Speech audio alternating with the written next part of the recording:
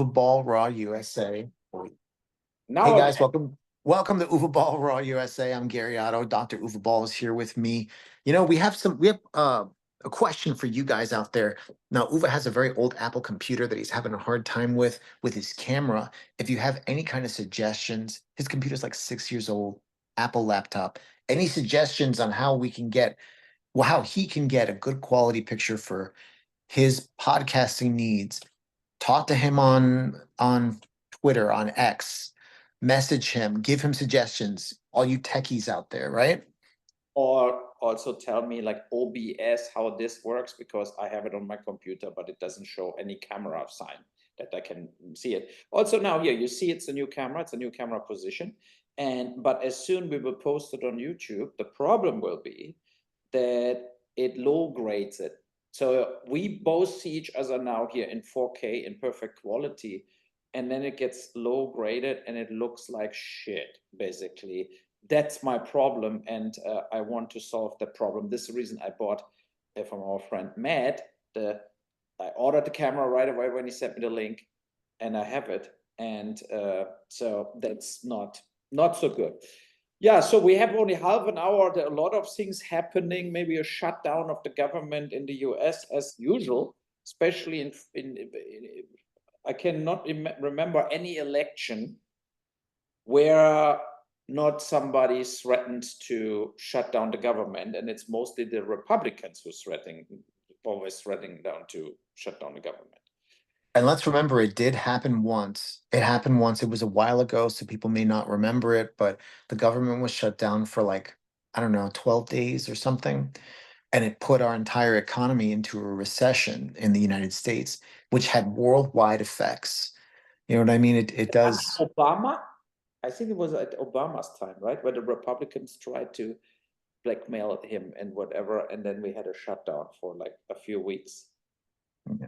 But then nobody got So, money, right? Like people, like if you work for the government, you're not getting your paycheck. yeah, no, they didn't get paid, and some of them still went to work. And I don't know, a lot of them got fucked. It was right before Christmas, I think. And I just it's not good. It doesn't look good that these people who work hard on our behalf, that are in the government, that are civil servant workers, get fucked just because somebody who's an extremist on the Republican side feels like they need to set a precedent or they need to make an example. Because, like you said earlier, and you and me were talking, um, this has happened before, and hopefully it always works itself out. But this time we need to remember that Marjorie Taylor Greene and some really harsh extremists are putting cracks in the system. And if the government does shut down for even one day, we're in fucking trouble financially. And they want to set it up for fucking so it looks like look what Kamala did. Kamala's terrible because they anticipate that she's gonna win. They feel it in the air. The tides are changing and they're mad and they're setting her up for failure, just like they set up Biden for failure. But let me, like in Germany, for example, that is no option. It cannot happen by law. So people will still get their paychecks no matter how bad a financial crisis is. But if I play the ball back, if I mean, I know why they do this now. It's election time, whatever. But we have in Germany a lot of times that the annual budget is overdrawn and they go deeper in debt as it was agreed to. And so the question is, if this happens, where's the pull? Where's the pull from the opposition, from the other parties? Or, like when you can never really stop spending, no matter what you promised before, and no matter what budget you locked in, and you're never getting any, let's say, negative consequences out of your doing as a politician. I think that it's also wrong. That's also wrong. I don't know any background about this shutdown right now, zero. But I know from Germany that it's always, they say, oh fuck yeah, and then and then they spend the money, the country goes deeper in debt, and but just they always pay their bills. I mean, the thing is, yes, you should pay your bills, but you should also kind of get a punishment if you constantly overspend in every single item. You know, you said healthcare costs this, and then it costs 20% more. You say defense costs this, and it costs 20% more. That's also very, very irresponsible. And we have that in Europe. We have it in US. Look at the debt in US, right? It's trillions and trillions of dollars. It's an endless, impossible to ever pay back debt. It will never happen. So, and we live from our, like there, the US and Germany, for example, we have that AAA rating that we're good for the money. That's the reason it has never really consequences. But if you have a country like Argentina or Greece or whatever, they getting shut down. Like they getting shut down from the banks from the outside by the lenders, right? They say no, we're not giving these countries money because they are not only paying it not back, but they also have basically no real, let's say, annual income in that amount, what we need to pay even the interest back for the money that Yeah, that's they're the not good for it. yes, you know, so that's what I mean. It's like that all gets used for political reasons.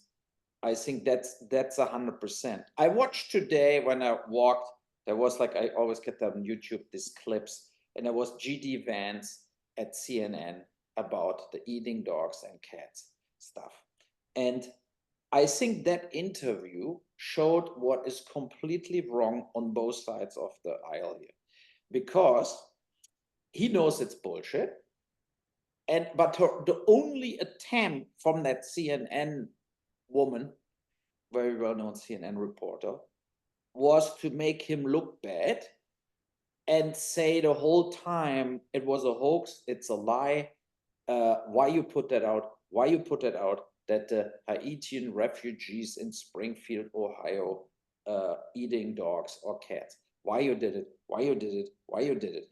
And she basically throwed half an hour away of airtime to ask JD Vance anything besides this, you know. And I barely see GD Vance. I never see him really in interviews. I have no clue. I read only headlines, like what the guy says, where he comes from, whatever, you know, with the cat woman and all that stuff, whatever, or mother kids when you don't get kids. Yeah, no, I know what you're talking about. Yeah, you know, so we know from GD Vance this kind of scandalous stuff, what he says, but uh, he barely could get anything else in, right? And I mean, he's thrown in that in this little town in Ohio are 20,000 Haitian refugees in a population of 50,000, and that is unheard of. I think that is really too much. That's completely insane, actually, to put so many refugees in a little town. That's too much. So, and instead of talking about this, there was no interest from the CNN woman to even talk about that. How is that possible? You know, I You know, mean, you I think that this is a problem with the generation, like now, like I don't know if she was a younger reporter or not, or maybe I'm just being prejudiced against young people, but it just seems like they don't get it. Whereas like this, if you shame and belittle the other side, if you make them feel like shit, you should feel terrible. You're a liar. How fucking dare you? If you say that to them, not only are they not going to take you seriously, but you're completely destroying any chance for any kind of discourse, any conversation. Like instead of like what my mother taught me as a journalist, she had to interview people when she was in the streets before she was a copy editor or whatever. She had to interview people on the streets who she didn't like, and she had to stay in the middle. She had to be able to ask them questions and get their perspective on it so she could do unbiased reporting, you know, really get it right. And it seems like the reporting more and more is sensationalist to sell ad hits, news copies. It's like we're edging closer and closer to the National Enquirer in a mainstream state of, you know what I mean? So, Yeah, but almost on um, both sides, right? Almost on both sides. It's like I don't have the feeling that CNN, Fox News was always like a propaganda channel for the right, for the Republicans, whatever. And then, but CNN is nothing else for the left. I mean, it's really not a fair kind of trying as a journalist to get the different perspectives or yeah, the truth of things. It's only like we blame them because we want that Kamala Harris gets elected. So we do our whole program in that spirit of we need to get Kamala Harris elected, and Fox News is doing the other way around. We want that Trump gets elected. And I mean, what's the point of a news channel then? dude, the Where's problem is the that data in today's the time? they're putting the slant on it. If you want to do that, you've got to be clever doing it. And that kind of thing from CNN is not very clever. Would you agree? No, it's totally not clever because it Hmm. also brings this kind of everything is opinionated, everything is an opinion. You know, we have a big scandal right now in Germany. So they did a show in the main government channel, basically, about on Sunday another election in Eastern Germany in another state, Brandenburg, whereas around Berlin and Potsdam and so on, it's Brandenburg. And they made a prime time show, The 100, where they had 100 citizens, they said, normal citizens, and they made a show. Are you voting for the AfD, the right corner party, or not? And why? You know, so they questioned them. And but then in the show, they showed nothing else as negative news clips, negative things about the AfD. And they made it so in the beginning, it was like 60-40, like 60%, 60 people said, I'm not never voting for the AfD, 40 said we vote for the AfD. And in the end, after the brainwashing 1.5 hours, they were down like 25, like 15 from the AfD voters walked over to the other side and said, okay, you convinced me, I'm not voting for the AfD anymore. Then a day later, it turned out that various of that people were actors. Yes, and Oh, in the media everywhere. Now the program says, yeah, but there were maybe actors in their other job, but they applied here as normal citizens, right? Or they, you think like, oh fuck, yeah, so just so absurd. And then you have this situation now that the main point is totally a different one. It's not only the actors. The main point is why they're doing a propaganda show 3 days before an election against one party, right? Like why they just do this, because they never were hiding, the people they hosted it, the news anchors who hosted it, they were never hiding that they hate the AfD. And every single question, every single clip they showed was not like, oh, here's the good thing of the AfD. It was all like, this is a Nazi, he was already in jail, whatever, like stuff like this. So they tried to destroy that party with the whole show. And that's the thing. To do this 3 days before an election, of course, was all on purpose and all staged, so that the public German TV is nothing else as kind of a helper for the existing government to stay in government. And but that you is know what? where Stuff like that, I it get an reminds me allergic of like, I have an allergic reaction to this kind of stuff. yeah, no, it seems like masturbation to me. It, Like, it it's seems, yeah, that's crazy. it's not okay, and it also drives people like me who never voted for even a conservative party. My whole life, I voted for social democrats, for the like a satire party, or even I think I voted for the Green Party, and uh, I'm pushed out of this corner based on the facts of that government, how they rule Germany. They made major mistakes. I disagree with the migration policy. I disagree with the Ukrainian strategy. And so, and but this kind of behavior from the mass media pushes me further out there, more friendly to the AfD, because I Well, feel there is an injustice from us, from the society, from the government against this political party. It's an injustice. It's also an injustice against the voters for that party. This, what I mean by like how it's not clever anymore is like what you're describing is like them preaching to the choir. Like they're only going to appeal to the people who have already been convinced of that subject, who hate the IFD or whatever. The people who already are like that. They're not going to win anybody over, and they're going to isolate the people like you even further to the other side Yes. by going. So like basically the answer is that they're not clever enough. And I think this is a problem all around where this kind of shit is pushes us further towards extremism on both sides. Whereas like something healthy would be in the middle. And now, because of this, you're pushed farther, and because of their rhetoric being pushed farther. So it's like a natural, like knee-jerk reaction, like what the fuck is this? And you don't understand why they're saying all this. It's not like there's no balance. There's nothing that makes you have an aha moment. I was wrong. It's just, you know what I mean? The whole the way that they present the campaign is just masturbatory and unnecessary. It's like it doesn't even need to exist. It's wasted money. It's only appealing to the fucking, you know what I mean? It's bullshit. Yeah, that's the big problem. That's a real big problem. And in the afternoon, I was listening to Joe Rogan, the podcast with Matt Walsh, who has that movie out now. I'm a racist or not, right? And they talked about that. It's a number 4 in America. It's a big hit. Of course, Oh, it had no support, but it's the Daily Wire put it out, and and again a good theatrical distribution by this Angel Studio guys, like who did all that the Christian Sound of movie. Freedom. Yes, Yeah. so and um, I didn't watch the film. I cannot watch it here.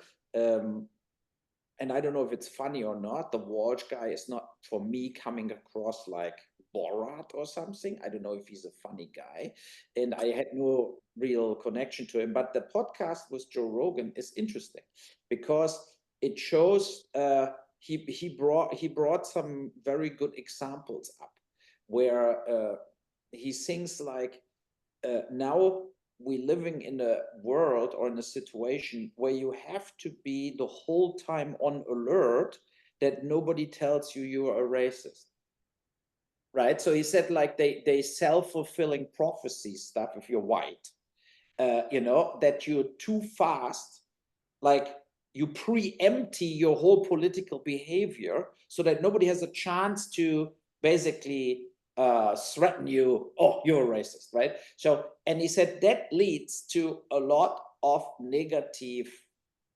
examples, a lot of negative behavior too, where for example with kids, right? If kids are, Joe Rogan says that, he said if a kid is a kid, 5 years, 6 years, 7 years, they play with everybody. They play with people they like. If they have whatever skin color they have, whatever race they have, they give a shit as long as they're getting good along. So there is no racism in very early on kids. But if you start preaching this already in school, you develop racism based on this. Because if somebody tells you, oh, yeah, to be very careful, the indigenous people here, whatever, right? So, and I think that they have a point. And he brought a good point. Like he said, Michelle Obama in a speech, she said she was at the ice cream shop when she was young. And she remembers that.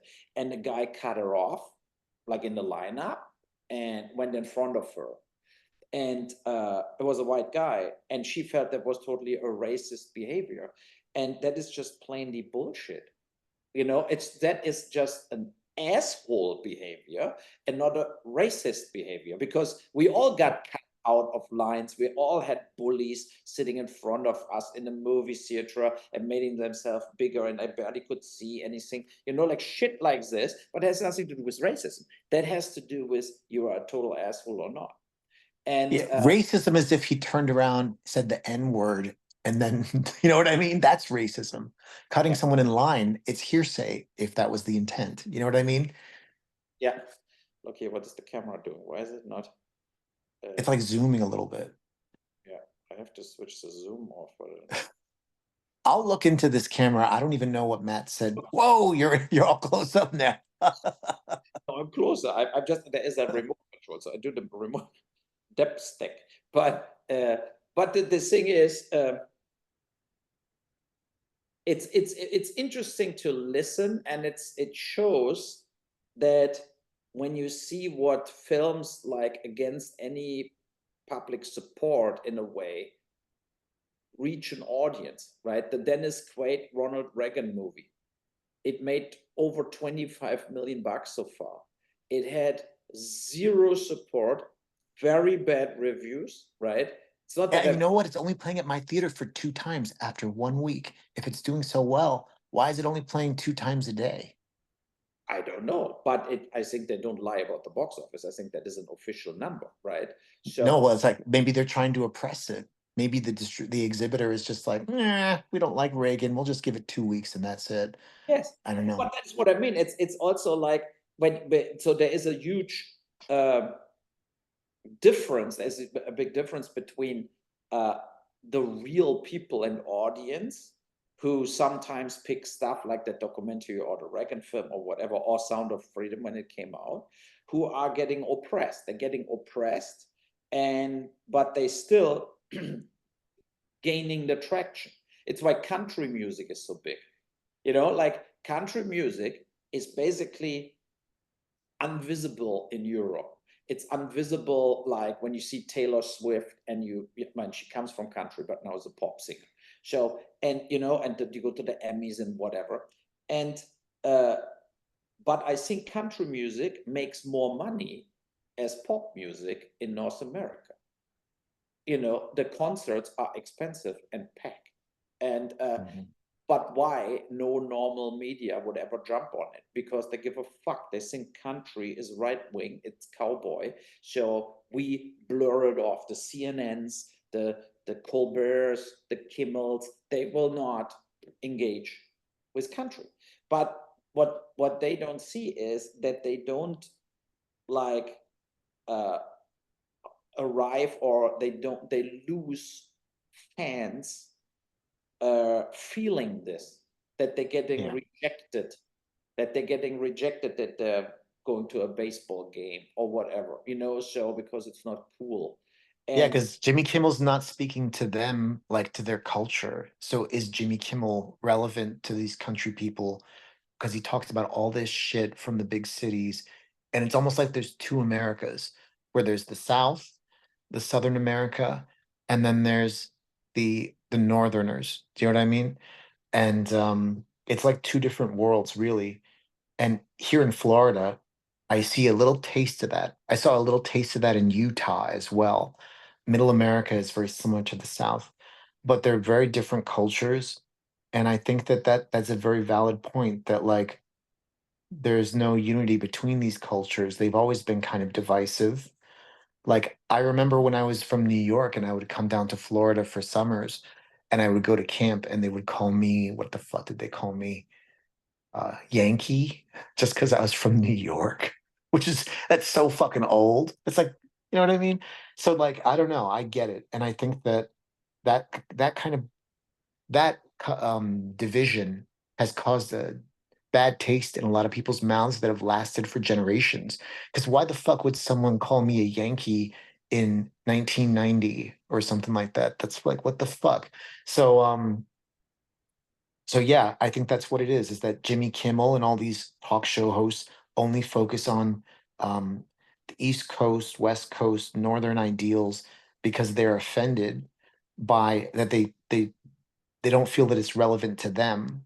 You know what I mean? They do look at it in a very marginalized way, and it's actually very like it's a very closed-minded view in a box.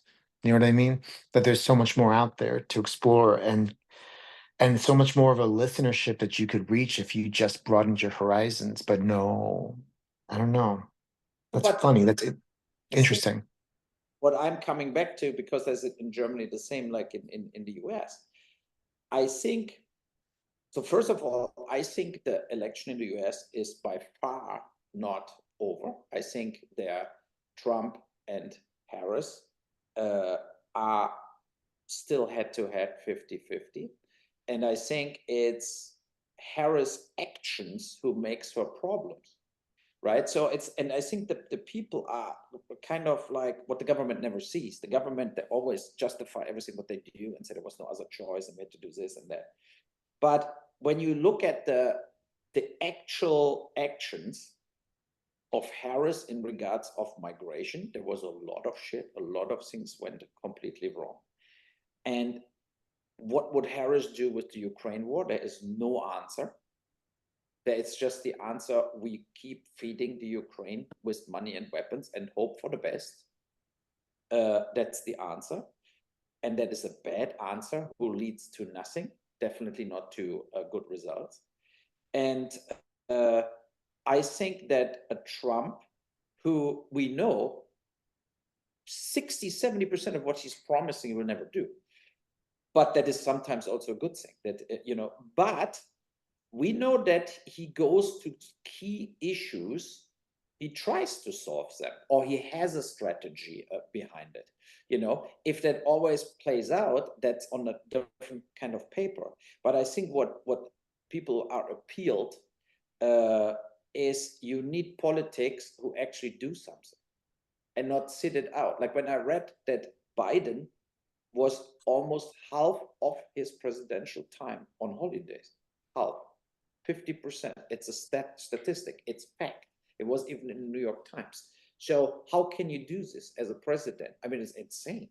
Half of the time and on holidays. So, and and that's the thing. It's like then he meets people, he shakes some hands, he sits in the White House, and we signed a petition or we signed a new law or whatever. And everybody knows there are so many laws, but nobody gives a shit about it because people don't know anymore what is the law, what is not the law, what is, and the people want to see some strategic real changes, and that doesn't happen.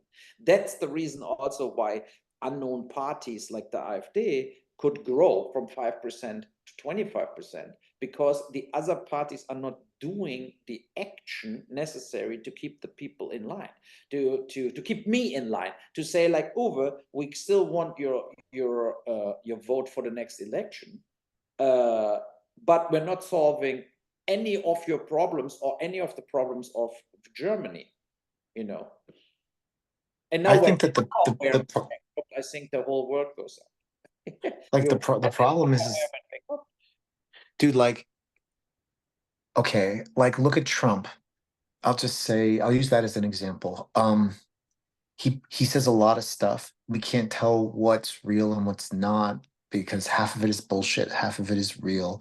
He keeps it very ambiguous. So like when something happens, he's like, I told you it was coming, or well, I don't know. But he kind of keeps it up in the air where we don't know what's gonna happen. And there are things that need to change, like the border. And, I think that also my personal belief is that, yeah, kids can be too young to get a sex change. I agree with that. Do you agree with that? Yeah. Um, and like there's stuff that I agree with. I don't think somebody should have a sex change before they're like at least 16 or 17 years old. That has to be a must, better 18.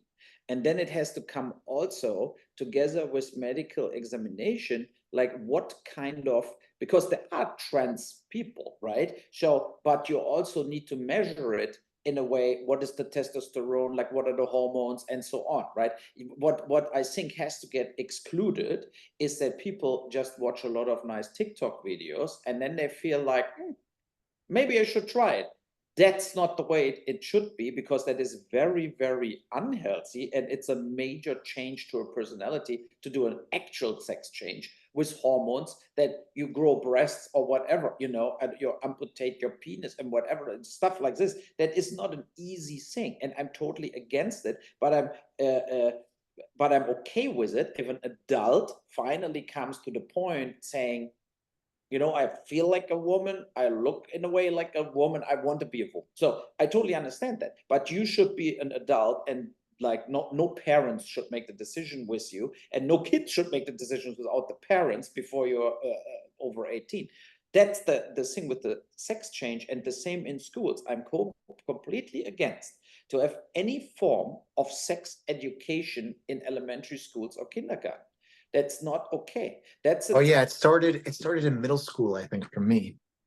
It yeah. started when I was like 13 or something. But when you but they have to do it when they know now people coming into puberty, so you do it, right? But to do this, like in the school of my son, now already, when kids are 7, 8, 10, 9 years old, I think it's the wrong idea, and I'm not okay with it.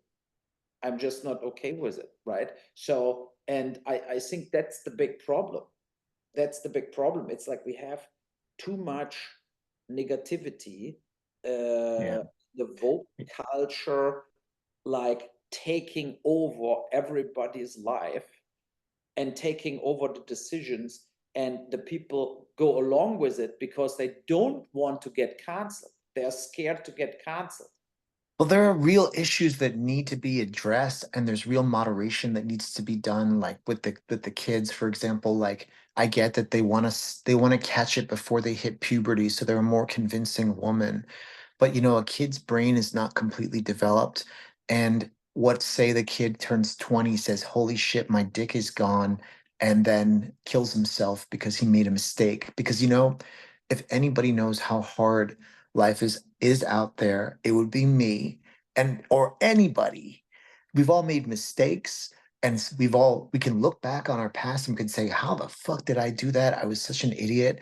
But imagine if your fucking dick is gone. That's a pretty big fucking oh shit moment. You know what I mean? So like you got to protect the kids. We got to be their fucking guardians. Truly. We can't let the kids make the decisions. We don't have the kids fucking making our other decisions, paying our bills. So that we got to get back to those kind of values where like the kids need to shut up and do what we say.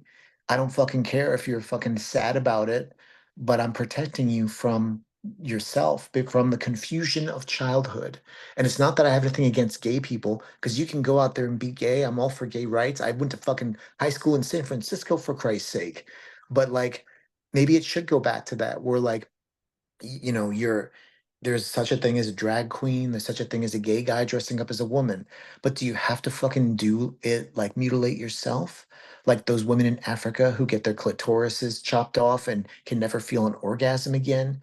Do you want that for your fucking kids? You know what I mean? That's how I fucking view it. And I think that I'm all for like them waiting till they're 18, or until there's some scientific way to be able to have the child know exactly what they're getting themselves into, really understand the weight of it. And this is a weight that you only get with time and with age. You know what I mean? Like all the I'm shit that you know what I mean? Yeah, but there are like, it's this kind of like take abortion, right? When you have like, uh, of course, abortion should be completely allowed, but to like 12 weeks and not to like 6 months or something. Like there is that moment where there is a baby and not a worm, right? So, and that's the thing. So you cannot say Roe and Wade or whatever, like it would has get reinstalled and everything has to be like this. No, every country in Europe has limits to maximum, I think, 12, 13, or some maybe 14 weeks max, where you can do abortions. And I mean, Trump tries to always blame this, oh, they kill babies after birth. I mean, that's total bullshit, and that's just not true. But you also need a limit, like when you say, okay, you're too far ahead, now you have to get the baby and we put it out for adoption if you don't want it, right? So whatever. But you cannot allow adoption, like abortions up to 5, 6, 7 months. That's just The the one thing we agree on here is that there needs to be some kind of a system of moderation. It can't just be a free for all. yeah. However, I do think that leaving it to the states instead of there being the Roe versus Wade federal precedent, the right to an abortion, because when you leave it to the states, it's bad because they're not going to moderate it. A lot of them have already outlawed it entirely. Look at Texas. Yeah. So, like, if there was like cooler heads that prevailed that understood exceptions or understood, yes, only up to 12 weeks. Instead, it's we can't have none of it because God says so, because Jesus Christ and the cross and all this other bullshit. And Yeah. it's like, there needs to be more like that appeals to one crowd, great, who want, but then what about the people who are dying? What about the people who need that care? What about the people who are bleeding to death in the hospital or in the parking lot? The doctors know they can't do anything because they're afraid to fucking lose their medical license. This like extremism, this like outlaw mentality. That's the fucking problem, is that because you agree with me that no matter what, abortion needs to exist in some capacity. You say 12 weeks, I say fine. I think that that's the fucking mentality that people should have between them. The Democrats, Republicans come together, say fine, whatever, but don't fucking outlaw it. And that's where we're going. So And that's the there problem. are dead babies that you need to abort. There are rape victims. There are also things where they see the embryo or the baby develops completely wrong, has two heads or whatever, right? So this stuff has to be allowed under all circumstances in every country that you operate the baby out, period. And that is then an abortion, but it's also the life changer for the mother, you know. And I think to put a time frame to it, like you can like overlook that you're pregnant for 4, 5, 6 weeks, that you don't even get it, that you're pregnant 100%, right? But I think 12 weeks is almost impossible that you don't know you're pregnant.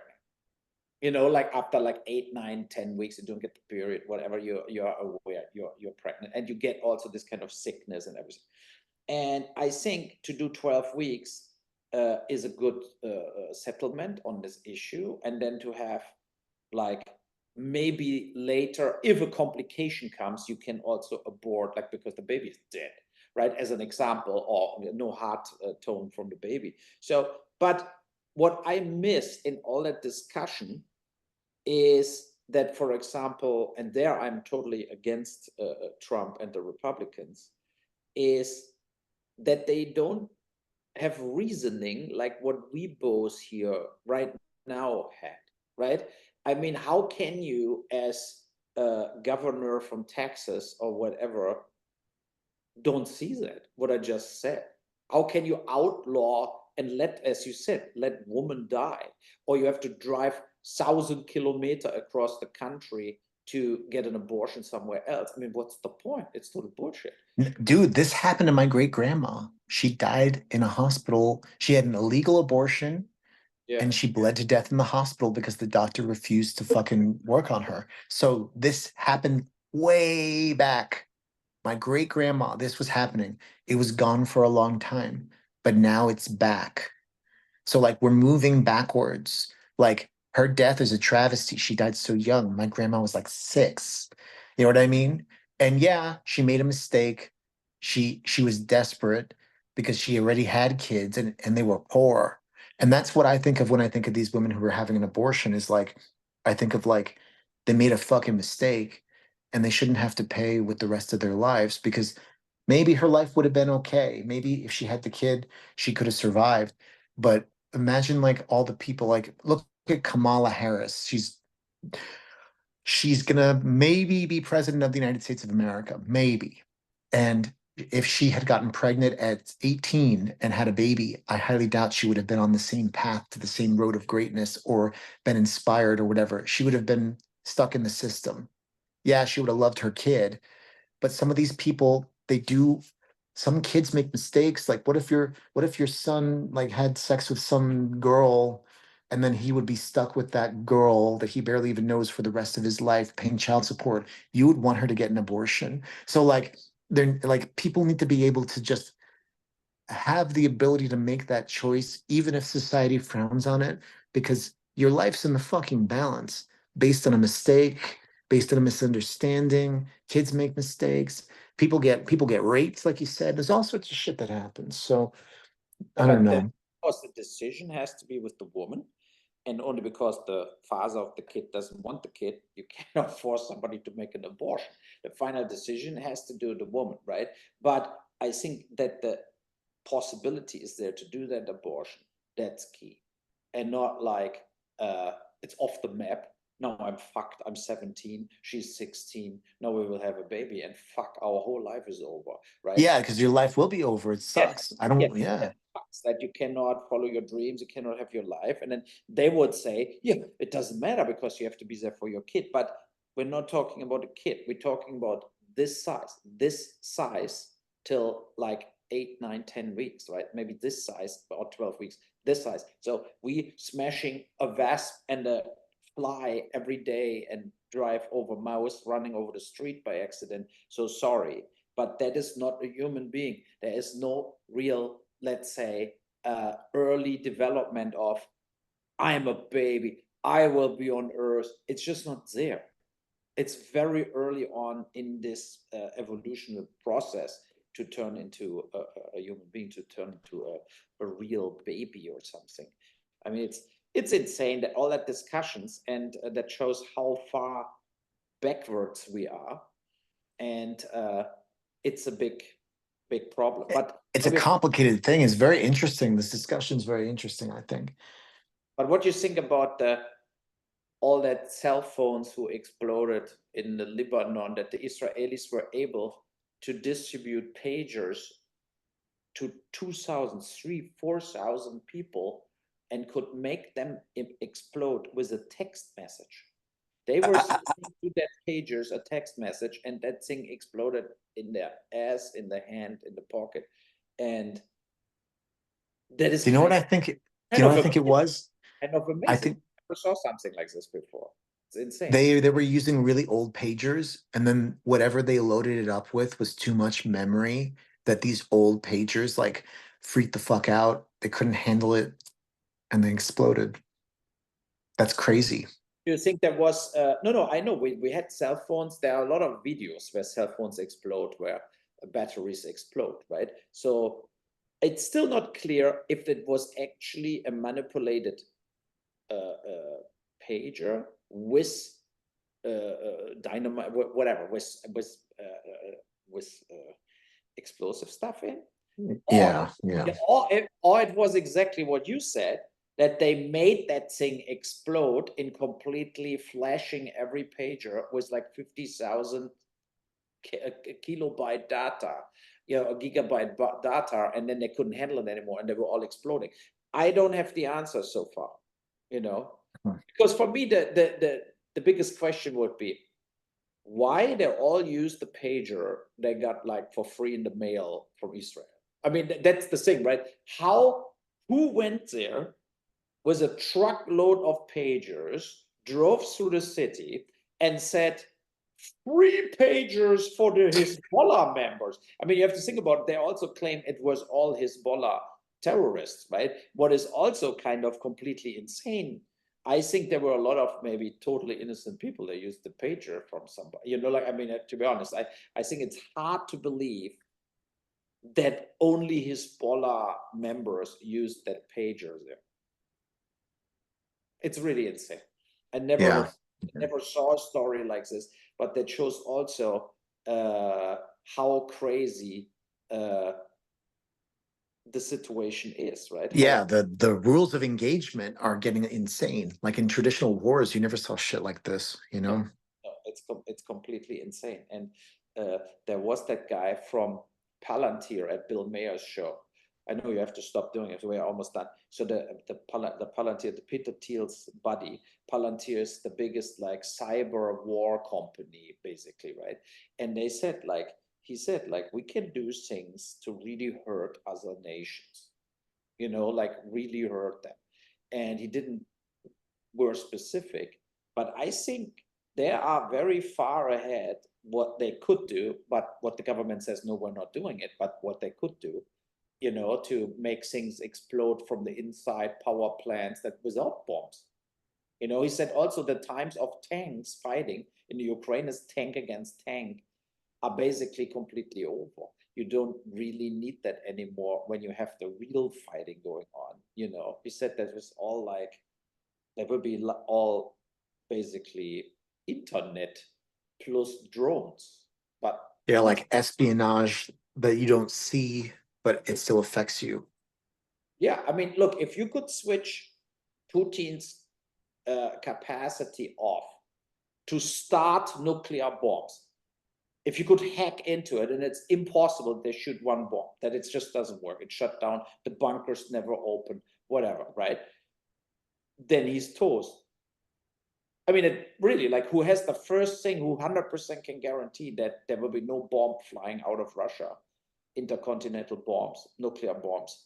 That would be where you would win the war, basically, right? So because you can just shut them off, and he's sitting there like, and you say, yeah, you know, there are two options now. You remove your shit out of Ukraine, or we're rolling into Moscow. And there's nothing you can do, right? So stuff like this, because I mean, I'm just fantasizing around. I don't want that. I don't want that escalation, but I think there's a lot of risk with this.